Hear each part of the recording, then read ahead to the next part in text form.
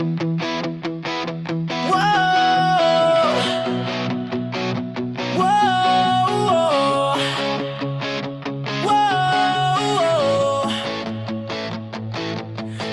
na kalayaan, hindi maramdaman dahil mga Pilipino baon sa kahirapan. Mga politikong ganid sa kapangyarihan, perang ninakaw sa kaban ng bayan. Pilipinong OFW pinagmamalaki, kung ang bayan ay maunlad wala sana dito kami. Isa lang ang dahilan kung bakit nagkakadibisyon, upang sila mga ganid ay manatili sa posisyon.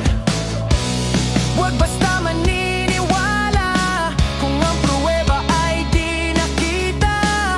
Politikong nagsamantala, daig pang banyaga. Pilipinas kung mahal, ikaw ba'y tunay na malaya? O pinagsamantalahan ng walang awa? Pag-asa na lamang ay pumanig sa tama. Batas at hastisya ay bantayan ng mga maralita.